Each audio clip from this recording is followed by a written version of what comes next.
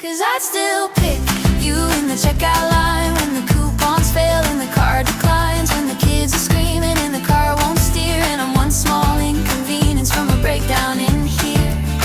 Yeah, I'd still pick you. You're my steady north, my Jedi in my court. Hey everybody, welcome to This is Life with Tim and Jenna. We are excited today. We are going to start a series with you guys. Yeah, so this is a 5-part series on covenant versus contract. Most people have no idea where they fall in one of those two, or maybe it's a combo, but most people fall in either a covenant marriage or a contract marriage. And so there's some differences that we're going to talk about today. I bet most people probably don't even understand that there is a significant difference between a contract and a covenant. Yeah. And a lot of it goes to mindset, right? 100%. Depending on which side you fall on, whether it's covenant or contract, this shapes the way you fight with your spouse. This shapes the way that you forgive, if, when, how you forgive your spouse. It shapes the way you view or you make an exit plan. Are you going to leave? Are you going to stay? Like, this mindset really matters. And contract versus covenant, it often is like oppositional in many ways. Like, the two don't necessarily like each other. Yeah. Right? So what is a contract? A contract says, I'll stay as long as it works for me, right? As long as I get what I want, I'm in it, right? But as soon as I don't get what I want, I am out. And it's really something that just we go to a lot in marriage because it's all around us. Everywhere in American culture is the idea of contract. We have a contract for work. We have a contract when we go to McDonald's and buy food. We give them money expecting a certain result. And if we don't get that result, we are quick to say, hey, you need to give me my money back, or you need to remake this food, right? Yeah. A contract is almost everywhere in our culture. Yeah, with everything that we do. Even in school, I'm going to perform, I'm going to produce a product, and I need a grade so that I can move on to the next thing, right? So there's contract in everything that we do. And when your contract failed, or when you don't find that there is mutual satisfaction, a lot of times you hear yourself saying, I didn't sign up for this. Yeah. This is not what I signed up for. This is not what I want. And so then we set out to change it or fix it or move on to the next thing, right? And so we actually have a good example of that early on in our marriage. Like, within the first few months, a lot of our stories come from the first few months of our marriage. Tim and I came from very different backgrounds that shaped the way that we view money and the way that we spend money and the way that we plan with money. And when we first got married, Tim operated on a budget, or he wanted to operate on a budget. Yes. And I did not. I still do. Yes, he still does, very much so. Still does that happen? Yeah.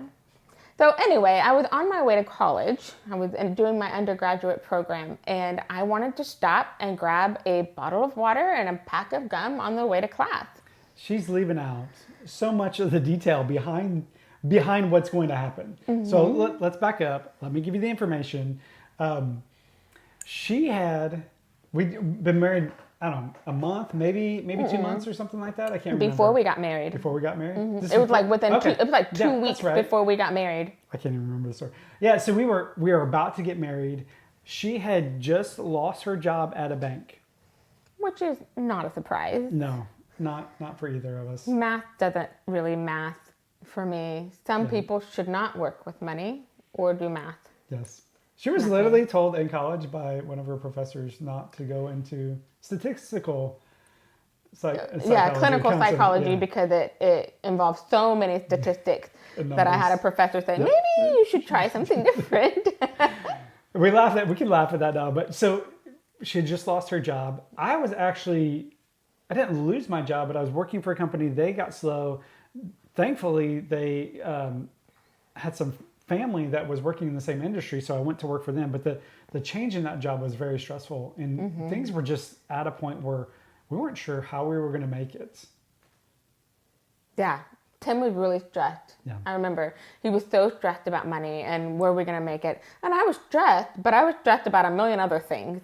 And so here I am on the way to school, and I knew that he was trying to work out money.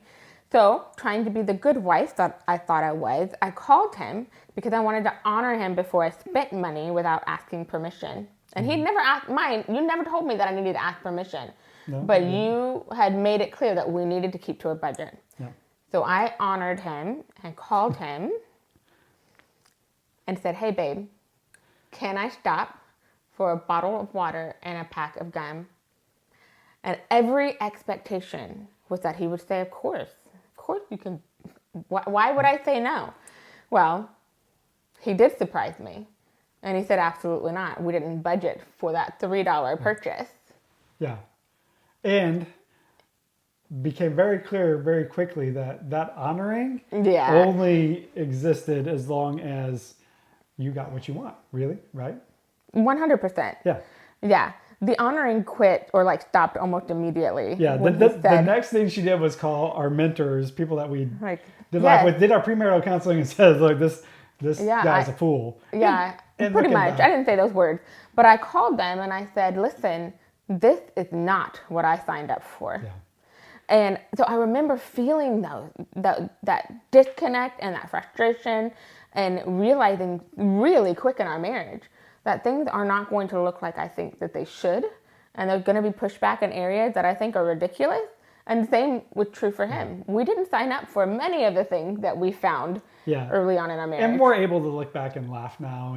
And really, if you think about it, a pack of gum and a water is a couple bucks. I mean, now it's probably like $5, but when we first got married, it was like inflation. $2, right? Yeah. And we could afford that if we were honest. Yeah.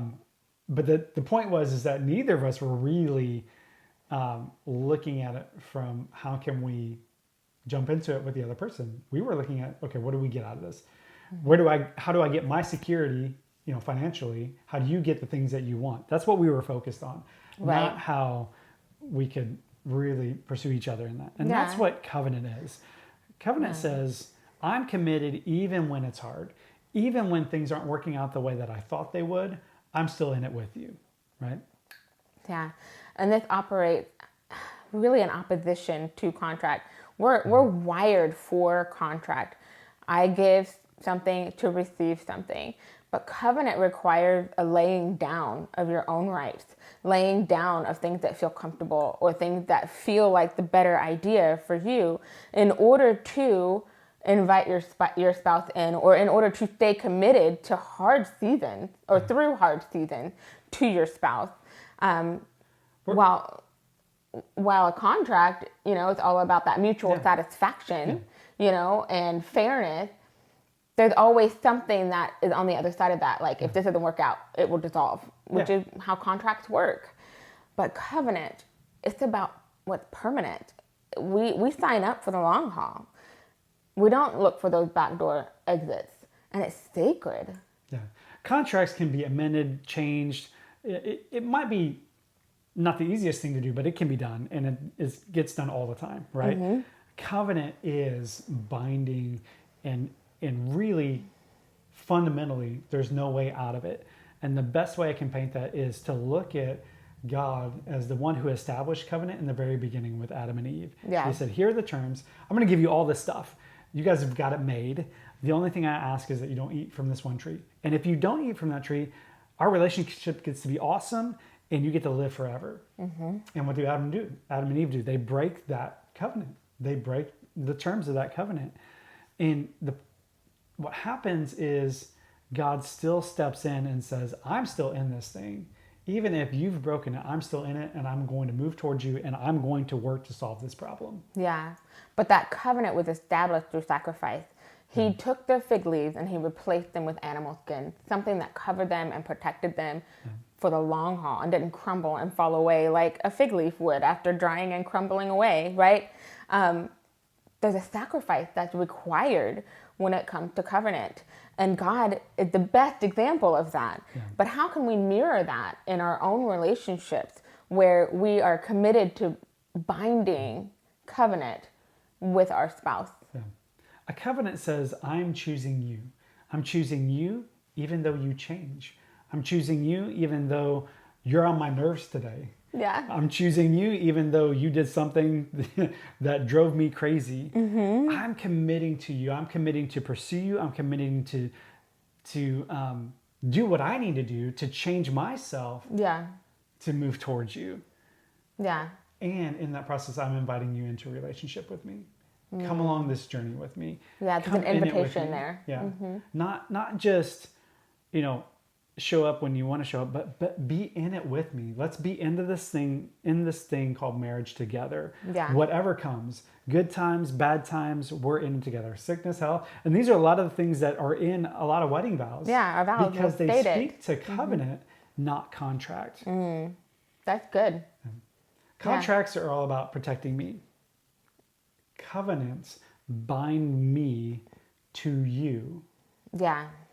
Absolutely. And that's why when divorce comes, it's so hard and devastating a lot of the times because you are tearing apart something that Yeah, that was wasn't meant to established. be torn apart. And listen, there are legitimate reasons, and 100%. even the Lord provides legitimate reasons for the separation of, or for the breaking of The that dissolving covenant. of a marriage, right? I think one big difference in contract versus covenant is that a contract, you're feeling they're in the lead. So think of a Yeah. train. Those feelings run the engine, and how I feel will determine how this marriage goes. The covenant, those feelings take a back seat in the caboose. They're there, they are important, they matter, and we can discuss them when things come up. And a lot of times our feelings and our emotions will dictate the way that we respond to conflict, but they do not have control over the wheel. They are not the ones that are taking the train in the direction that it needs to go. Covenant says commitment is in charge of the wheel, and we are going to stick through it and figure it out, even if it has to cost us something. Yeah. Are you holding up your end? A covenant is how do I hold up my end? Yeah. It's more about what can I do? So a good example of that is we are so busy, Tim and I. We've got a big family. We've got lots of schedules. We're both working full-time jobs. So there's a lot of different things spinning all the time. And it's really easy to feel distant, right? And to feel that disconnect. And totally unintentional, right? A contract in that situation. If it's been a couple of weeks or longer sometimes because life is just crazy, if it's been a bit and I haven't really connected with my husband, there hasn't been anything emotionally intimate or even physically intimate, we just drawn apart because we're in two different places. A lot of times in a contract marriage, it would be really common to hear, well, he's not trying, so why should I? Yeah. It's not fair. It's not fair to me to have to fix this and go and tell him, hey, we need to go on a date or we need to talk if he's not putting in the effort, I'm not going to put in the effort.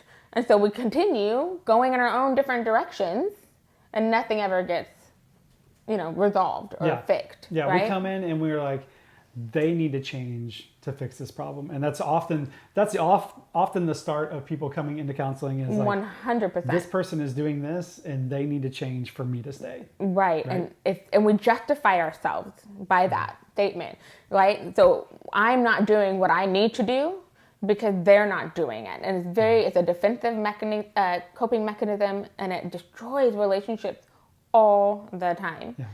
Versus covenant says in that same setting, same problem. The problems don't change between contract and covenant, but the way we go at it changes. Yeah. Covenant in that situation says, hey, we're distant. Something's not going right. So I'm going to be intentional about coming to you and inviting you into a conversation of where am I missing it? What do I need to do for us to come back together? Mm-hmm. Yeah.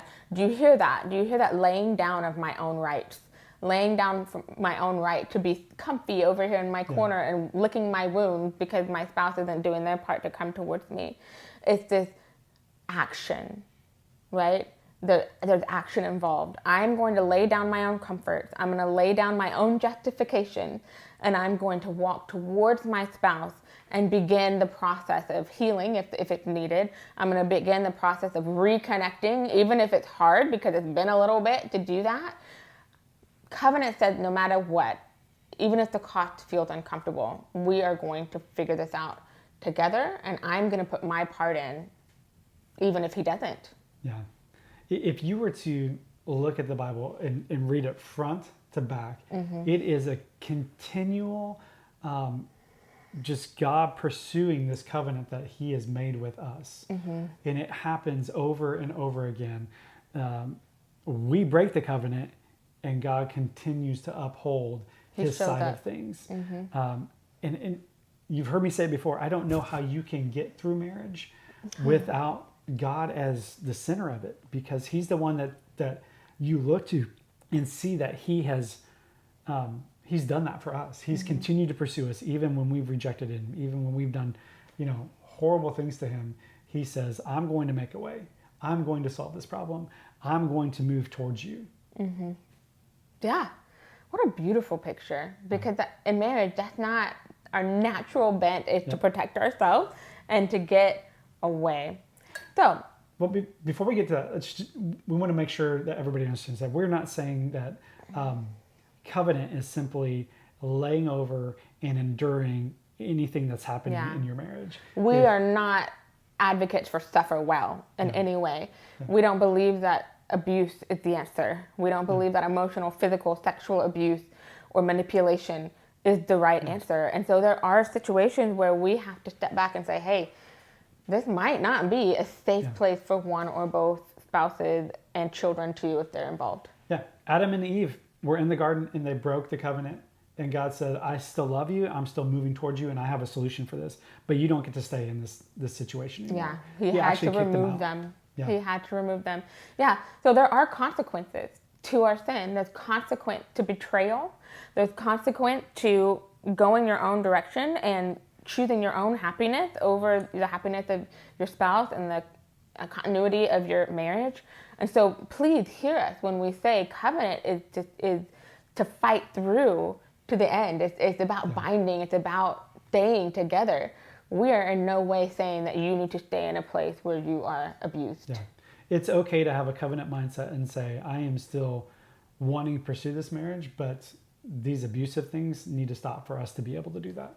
100%. And so if you need help, get some counseling. Yep. Yeah. We want to leave you with this. Yeah. Right? Grab your spouse, sit together, ask yourself, ask your spouse. When you feel that something is off, when there's disconnect, right? Is your first response to lean in or is it to lean out?